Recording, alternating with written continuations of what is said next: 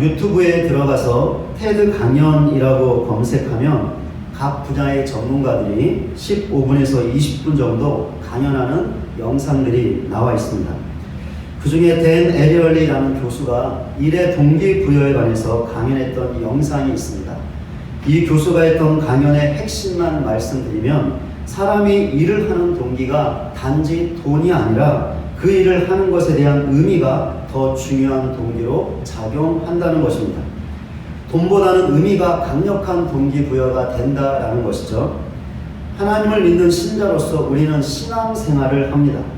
신앙생활이라는 말에는 우리들이 행하는 모든 종교적인 행위들이 포함되어 있습니다. 그러니까 하나님을 사랑하고 이웃을 사랑하는 것, 하나님을 예배하는 것, 하나님께 기도하는 것, 하나님의 말씀을 공부하는 것, 예수님을 닮아가는 것, 복음을 전하는 것, 헌금을 드리는 것, 교회를 위해 봉사하고 섬기는 것, 우리가 서로 사랑으로 교제하는 것, 이 모든 것들이 신앙생활이라는 말에 다 포함되는 것이죠. 그런데 이런 신앙생활에도 동기부여가 있습니다. 돈보다는 의미가 사람들이 일을 하는 동기부여가 된다고 댄 에리얼리 교수가 강연했던 것처럼 신앙생활을 할 수 있도록 신자인 우리에게 동기를 부여하는 것이 있다라는 것이죠. 그것이 무엇일까요? 오늘 본문을 통해서 이 물음에 대한 답을 얻어보려고 합니다. 예수님께서 바리새인 시몬의 집에 들어가셨을 때 그것을 알고 어떤 한 여인이 그 집에 들어왔습니다. 누가는 이 여인을 죄를 지은 여인이라고 표현하고 있습니다. 이 표현은 이 여인이 매춘부였다는 것을 보여주는 것입니다. 그렇다면 이 여인은 제의적으로 부정한 사람이었습니다. 그렇게 바리새인 시몬의 집에 절대로 들어올 수 없었죠. 그런데도 이 여인이 들어왔습니다. 어떻게 어떤 방법으로 들어왔는지는 모릅니다.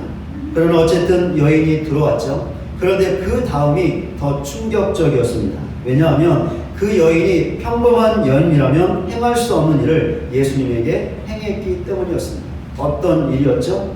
자기의 두 눈에서 펑펑 쏟아지는 눈물로 예수님의 발을 씻겼고 자기의 머리털을 풀어헤쳐 예수님의 발을 닦았던 것입니다. 그리고는 예수님의 발에 자기의 입을 맞추고 값비싼 향유를 부었던 것이죠. 이 여인이 매춘부였다라고 말씀을 드렸습니다. 그렇게 이 여인이 했던 행동들, 특별히 자기의 머리털을 풀어헤쳐 예수님의 발을 닦고 자기의 입을 예수님의 발에 맞추었던 것은 성적으로 부도덕한 행동으로 보일 수 있는 것들이었습니다. 실제로 바리새인 시몬의 집에 있던 모든 사람들이 그렇게 보았습니다. 그런데 한 사람은 그렇게 보지 않았죠? 누구였습니까? 예수님이셨습니다. 어떻게 알 수 있습니까? 예수님께서 그녀의 행동을 막지 않으신 것을 보면 알 수 있습니다. 만약에 이 여인의 행동이 사람들이 오해했던 것처럼 성적으로 부도덕한 것이었다면 예수님께서도 분명히 하지 못하게 막으셨을 것입니다. 그렇습니다. 이 여인의 행동은 성적으로 부도덕한 것이 절대로 아니었습니다. 그렇다면 여인은 왜 이런 행동을 했던 것일까요? 많은 사람들의 오해와 비난을 살 수 있는데도 왜 이런 행동을 했던 것일까요? 예수님께서 시몬에게 하셨던 말씀에 답이 나와 있습니다. 본문 47절입니다. 이러므로 내가 네게 말하노니 그의 많은 죄가 사하여졌도다. 이는 그의 사랑함이 많음이라. 사함을 받은 일이 적은 자는 적게 사랑하느니라. 이 여인은 누가가 기록하고 있는 대로 죄를 지은 여인이었습니다. 많은 죄를 지은 여인이었죠. 무슨 죄를 그렇게 많이 지었던 것일까요? 잘 모릅니다. 그러나 분명한 사실은 이 여인이 죄인이었다라는 것이죠. 그런데 이 여인에게 어떤 일이 일어났습니까? 그녀의 모든 죄가 사함을 받았습니다. 뿐만 아니라 영혼의 구원까지 받았습니다. 본문 50절입니다. 예수께서 여자에게 이르시되 내 믿음이 너를 구원하였으니 평안히 가라 하시니라. 그런데 이 여인이 먼저 예수님에게 가서 그녀의 눈물로 예수님의 발을 씻기고 그녀의 머리털로 예수님의 발을 닦고 예수님의 발에 입을 맞추고 향유를 부었기 때문에 이 여인의 죄가 사함받은 것이 아니었습니다. 이 행동 때문에 그녀가 구원받은 것이 아니었죠. 절대로 아니었습니다. 아니 오히려 그 정반대였죠. 예수님께서 먼저 이 여인을 찾아가 만나 주셨습니다. 매춘부라는 직업 때문에 사람들에게 부정하다라고 손가락질을 당하고 사람들에게 따돌림 당하고 외면당하고 거부당했던 불쌍하고 가련한 여인을 예수님께서 먼저 찾아가셨습니다. 그리고 만나 주셨죠. 이 만남을 통하여 여인은 예수님을 믿게 되었습니다. 그리고 그 믿음 때문에 모든 죄를 사함받고 구원받았던 것이죠. 이 여인은 말로 다 할 수 없는 그 무엇과도 바꿀 수 없는 구원의 은혜를 예수님에게 받았습니다. 이제 이 여인은 자신의 구원자 되신 예수님을 이 세상 누구보다도 그 무엇보다도 가장 사랑하게 되었습니다. 바로 이 사람 때문에 이 여인이 많은 사람들의 비난과 손가락질도 불구하고 자기의 눈물로 예수님의 발을 씻기고 자기의 머리털로 예수님의 발을 닦고 그 발에 입을 맞추고 값비싼 향유를 부었던 것이죠. 여기서 우리는 예수님에게 했던 이 여인의 행동이 예수님을 향한 간절하고도 뜨거운 사랑의 표시였음을 알 수 있습니다. 그렇다면 이 여인이 예수님을 사랑하게 했던 동기가 무엇이었을까요? 그리하여 보통의 여인이라면 할 수 없는 행동을 예수님에게 하게 했던 것이었을까요? 과연 그 동기가 무엇이었을까요? 그 동기는 다른 것이 아니라 감사였습니다. 이 여인은 자기를 먼저 찾아와 만나주시고 그 만남을 통하여 믿음을 갖게 하시고 그 믿음으로 죄사함 받고 구원받게 하신 예수님의 그 은혜가 너무나 감사했습니다. 이 여인은 자기 안에서 끓어오르는 감사의 마음을 주체할 수 없었죠. 억누를 수 없었습니다. 그 감사를 예수님에게 표현해야 했습니다. 그것이 바로 예수님을 향한 뜨거운 사랑이었던 것이죠. 그렇습니다. 예수님을 향한 이 여인의 뜨거운 사랑의 동기는 감사였습니다. 또한 이 여인의 사랑은 예수님을 향한 헌신이었다라고 할 수 있습니다. 왜 그렇습니까? 자기의 시간과 마음과 몸과 값비싼 향유를 예수님께 드렸기 때문이었습니다. 그렇다면 이 헌신의 동기도 감사였습니다. 이 여인의 사랑은 예수님을 향한 예배와 기도였다라고도 할 수 있습니다. 왜 그렇습니까? 예수님의 발 아래 엎드려 겸손하게 그녀의 모든 마음을 주님께 드렸기 때문입니다. 그렇다면 이 예배와 기도의 동기도 감사였습니다. 이 여인의 사랑은 복음 전도였다라고도 할 수 있습니다. 왜 그렇습니까? 모든 사람들이 보는 앞에서 자기를 구원하신 예수님을 증거했기 때문이었습니다. 예수님의 그 사랑을 보여주었기 때문이었죠. 그렇다면 복음 전도의 동기도 감사였습니다.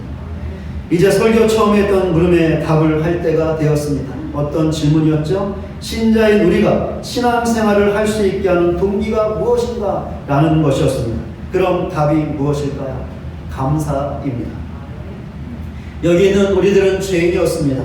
예수님의 교회에 나오는 더 많은 빛을 탕감받은 사람과 같은 죄인이었고 예수님의 발에 향유를 본 여인과 같은 죄인이었죠. 우리는 우리의 힘으로 이 죄에서 벗어날 수 없었습니다. 절대로 그렇게 할 수 없었죠. 그리하여 결국에는 죄 때문에 하나님의 진노의 심판, 불의 심판을 받아 영원한 사망을 받아야 했습니다. 우리는 너무나 비참하고 비참한 자들이었죠. 그런데 우리에게 어떤 일이 일어났습니까? 예수님께서 죄인된 우리를 찾아오셨습니다. 우리를 만나 주셨죠.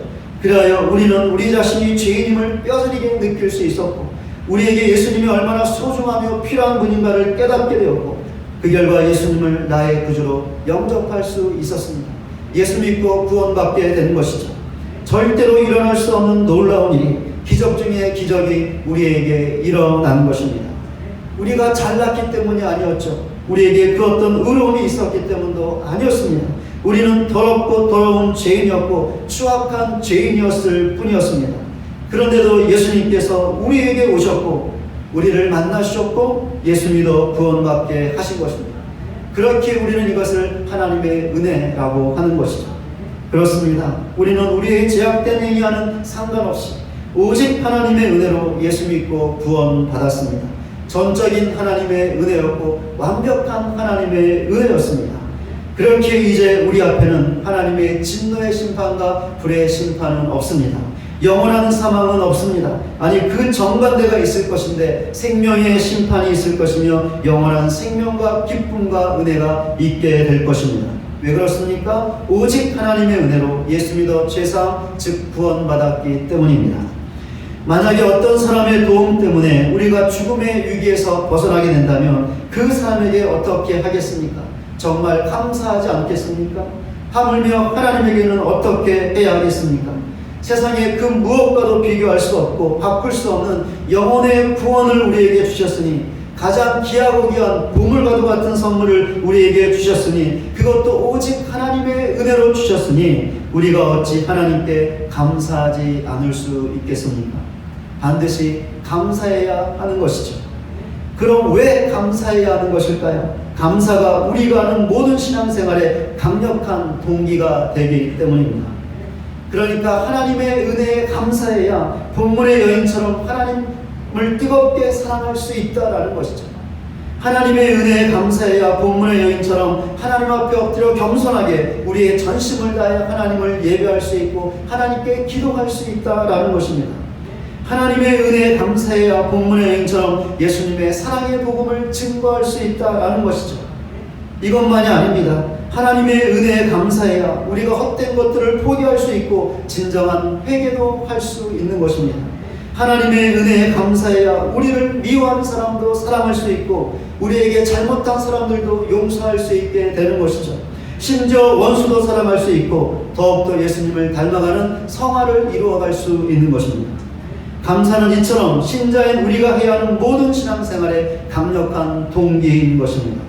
그렇기 때문에 만약에 우리가 하나님보다 세상의 다른 것을 세상의 그 누군가를 더 사랑하고 있다면 우리는 감사하고 있지 않은 것이죠.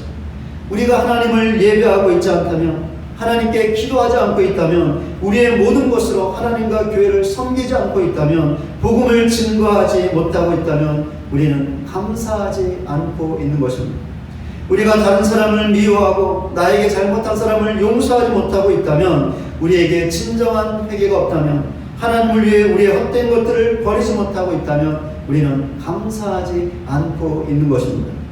너무나 당연한 것이 아닐까요?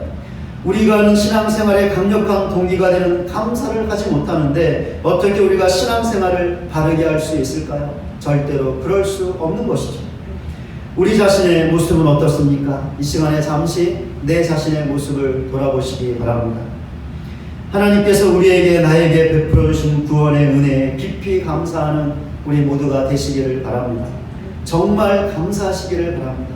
진정으로 전심으로 감사하시기를 바랍니다. 그리하여 이 감사가 강력한 동기가 되어 우리가 해야 할 신앙생활을 바르게 해나가서 우리 자신이 성숙한 그리스도인으로 세워질 수 있는 그런 귀한 믿음의 삶을 살아갈 수 있는 저와 여러분 모두가 되시기를 주님의 이름으로 간절히 소원합니다. 말씀을 맺겠습니다. 예레미야스라는 성경학자가 이런 말을 했습니다. 하나님의 자녀됨의 생활은 하나님의 은혜에 대한 감사로부터 자라난다. 하나님의 통치 영역에서는 결국 이러한 오직 한 가지의 행동 동기만 있을 뿐이다. 자신이 경험한 용서받음에 대한 감사. 예레미야스의 말처럼 신자인 우리가 하는 모든 신앙의 동기는 오직 하나뿐입니다. 하나님의 은혜로 우리의 죄가 사함받고 예수 믿어 구원받은 것에 대한 감사입니다. 이 감사라는 말을 마음 깊이 새기시기를 바랍니다. 그리하여 진정으로 감사하여 우리 자신이 참된 하나님의 자녀, 하나님의 백성, 그리스도인이 되는데 이 감사가 강력한 동기가 되시기를 주님의 이름으로 간절히 축원을 드립니다.